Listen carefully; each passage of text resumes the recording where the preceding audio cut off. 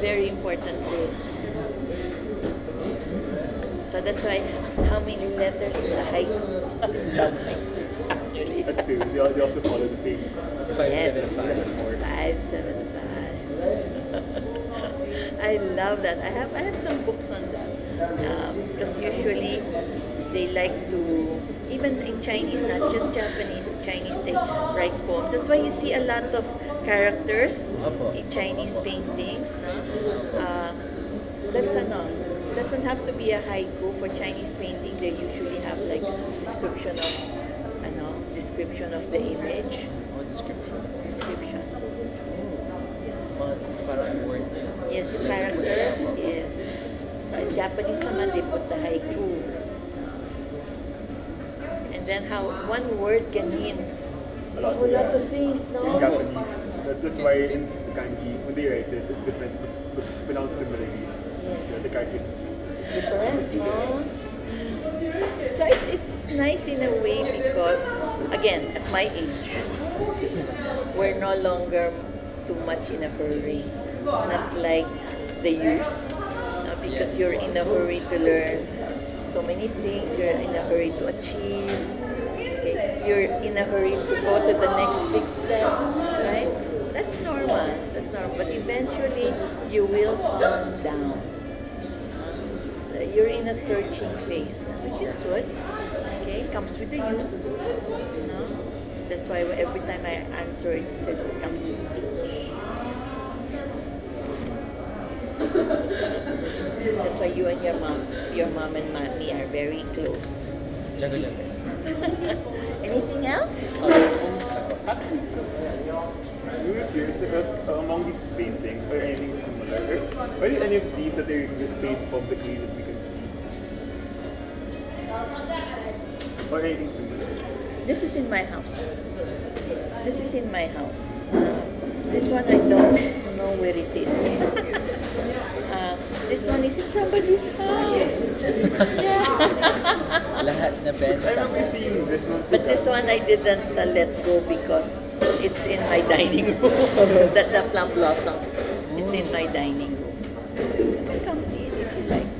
And that's the one that's like a plywood. I remember this one was in the Ayala. This is big.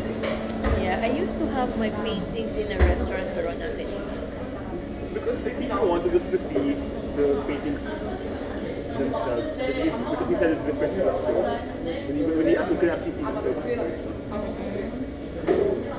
Compared to seeing it online, you Oh can yeah, see that's the true. That's true. I just have, because I took pictures free. I also took pictures of paintings in the exhibit, no? And it's different. My favorite there was the one I took was of a portrait, and it's so different when you look at it from it's so different when what do you call that? In person, you could actually see the face, the contours of the face. But when it's It's just flat. yeah, it looks flat. 2D. It looks flat. It just looks white. But when you see it in person, it doesn't do justice because you can actually see the light rays and mix of her face. It's And nice. that's why when I saw it, it's like, yan lang. Parang reflection lang po kasi ng ilaw and all. Yeah, oo. And of course, this is the reflection of the glass, no? But look Opo. at the face. So Grabe. here it's very white lang, no? Pero in person, totally different. So I know what you mean. That's good. Because if a picture you capture everything, you don't just take the picture in the first place. Yeah, and it's different when, well, limited din kasi yung colors ng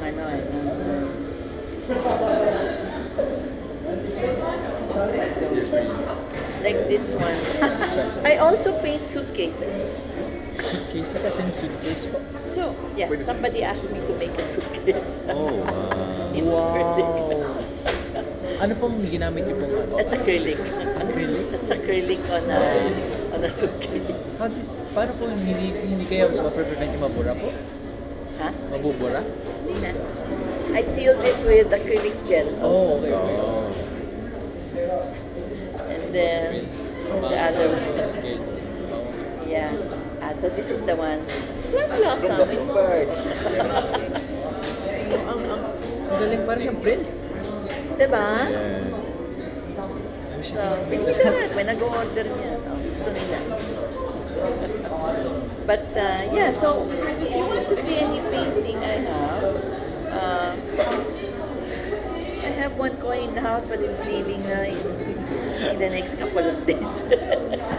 And then, the plum blossom is in my living room.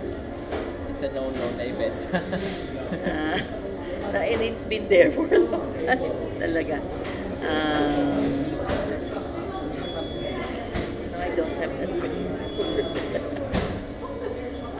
But if you would like, you can come to the house. The house is a mess, but there are a lot of paintings there if you'd like to see.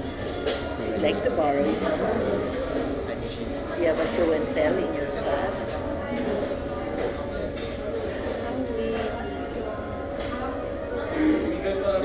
If you're going Oriental, I have big. At least one naman po, tita. At least one. Like one. Para po makita namin talaga yung your hindi. Kasi I have Oriental paintings nga na black and white.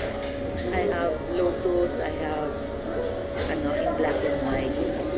That's it's in paper, they're just rolled up. So like now, can we show you the actual adaptations we made? Sure. Well, the thing is, because our other classmates, they only did like around one word. But us, since we both got 5 words, You did that? yeah. This guy po. But because we did 4 haikus in one song. Can we start with the song? Yeah. Yun po tungkol dun po sa sa Matalinga Island. Kasi parang I thought that was a couple. So parang sabi, parang cute, parang they're going on a journey. Parang towards an island that they don't know. Parang they don't know what to expect. Parang they're living, parang for my yung interpretation ko, parang they're leaving the cities, they're gonna settle in a place na they don't know. Parang yun po yung nila, new beginning, new life. So you made a haiku on that? I made the song po. An actual song. An actual song. Pero hindi ko po, ito po yung lyrics niya lang po kasi I don't have a guitar sana kung makanta. Kaya po sana. Parang yung po to story po na yung sinasabi po ng lalaki sa girl, which is hindi ko po nalaman na fishermen pala sila. Na sinasabi na huwag ka matakot, and then parang sabay tayong maglalakbay patungo din sa island. So, ito po, parang huwag kang matakot, nandito lang ako. Sabay natin lalakbayin, nandito lang ako.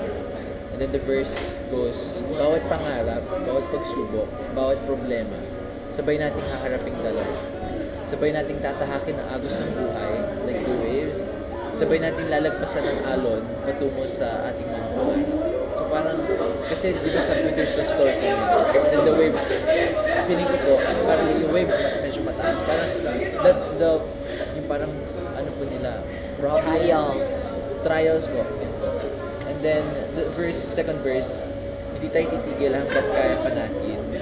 Hindi tayo susuko kahit anong mangyari. Ang ating pag-ibig ang magsisilbing bangka sa ating paglakbay. Malapit na, tara na, sabay tayong dalawa.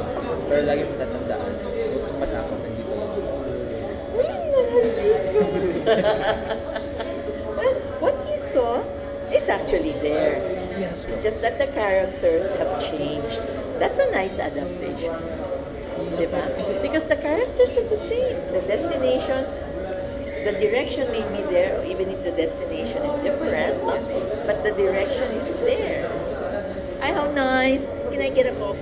You Give can me a copy. Yeah. Sige But po. like in class, so maybe when he presents it, we can just video it. Yeah, I can sing it po. Ay, how nice! How nice! And then what did you do? Oh, for that, it was more of a. So we're blending the modern day. I like the idea of the inkish style of like Oriental culture painting. So what I did was, it's digitalized. So I got you painting, then I had to crop out the subject, the main subject. And with some like pathfinding, Adobe Illustrator, we made it more inkish like, more blackish in Yes, nature. so nice. And it still looks like a bubble. Yeah, it still does look like a But it's not too visible here because it's digital. But we like to reproduce like the graphic cell paper in the background. Yes. So yeah, so this is the first time oil coins and we used in that water. That is those 5 or 7 to 9. So then this one we were like alluding towards the myth like, about the boy swimming up the waterfall and back into the game into that. So Comes a dragon. Yes. yeah. The beast. Mentioning the the digital aspect of things. What's your opinion on the digital artists? May not be my time, but I see a lot of, it helps a lot of people. It helps a lot of people. Like when we were in the rice terraces in Bali, so we were a long table that people were painting. And there was an old lady painting on an iPad using, I don't know, Procreate or something like that. But she had an app. And it was an old lady. So I guess it helps her because then she doesn't have to Bring anything. bring anything, and it helps her. Because with me, I cannot remember all the commands. Oh, and yeah. I cannot. I'd rather use my brush. Okay. Now, my opinion for that is that if it helps other people, why not? It's like there's a lot of comic book artists nowadays. Yes. And but it doesn't mean that it's not a choice of one or the other. It's never a choice of one or the other. It's usually people who use digital means, also sketch freehand. So it's a modern tool.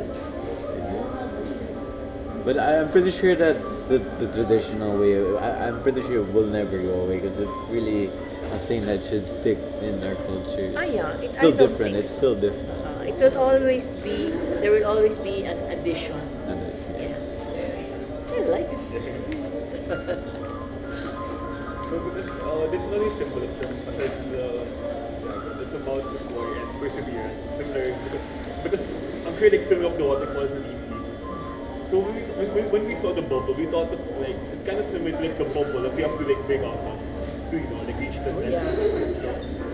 So that's why it kind of resonated. So really what Yes, you're still in the bubble. So but this is the first. We actually have a lot more. I'm just curious though, how did you do the bubbles? Like it's like the bubble's so realistic, the reflection, and the way it contorts the image of the boy. Do you have like a reference? Like, that was really good. I just know how it looks. And then, it's a mixture of colors on the paper. My base is always like a certain color, sap green. So it's a good, kasi water is green. Yeah, There has green undertones. No? Okay, what other colors did I use? I use 2 darks, so I don't use black, I use darks. So darks is always a mixture of other colors. Like if you mix your darkest red and your darkest green, you get a very dark. But it becomes a colorful dark, because it's not dead. Okay. So my other dark is ultramarine and burnt sienna. You mix that, you get a grayish dark. If you add more water, it becomes gray. But with little water, it's almost dark. Very almost black, but not black. Okay. So mixture of colors, I mix my darks. So my base there is green, and then I flow the darks, different darks. Yun lang. And the rest is a happy accident. But like the whites, the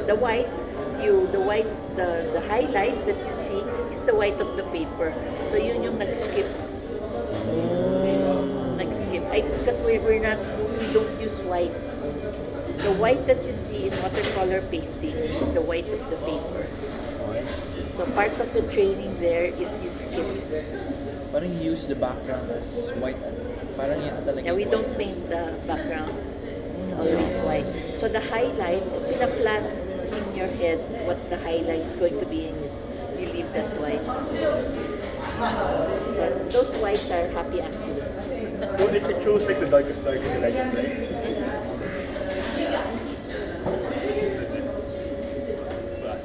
Wow, Sky's Emperor. So because symbolism for eagles, the eagles are usually related with three squidward and Pluto. And it is fitting that the painting is named Pag-asa. So we couldn't help but keep writing those. But we went to the word emperor because we noticed because the style was in like with emperor. The wings wide and keen eyes above, power in freedom. I like that, power in freedom. That's our cry now, no? Power has been That's the current cry now. That's what we were thinking about. Because, Beautiful. You have to give me the copy. okay, for sure. Send me. I'm so proud of this. When we print, we'll make a copy. Next. So Miguel was saying how he liked it, but it was hard though to like get all of the strokes. Yeah, that was Based on your really content. hard to like Curious. simplify the. Oh, yeah. There's so much Simplify the stroke. strokes. Yeah. Those strokes are single strokes, and my brush is that big. Oh, isang ganun lang po. Yeah, that's one of the things in to get that oriental yung light and dark. Kita mo how it becomes light and dark here. Okay, that's a double multiple dipping technique. So the brush is you dip first in the light, then medium, and then the tip has the darkest, and then one stroke. So when you make that one stroke, no, you have all the shade, the graded, because you cannot do the graded strokes, no, in multiple. It has to be one stroke. That's why I have oriental pictures to print this. Kasi normally po kasi, if ganyan po yung technique ko din sometimes. Pero I paint it with the brush din. Parang yung bottom, let's say, a color, and then yung depth din dark. So isang ganun. Pero normally dalawang kulay lang.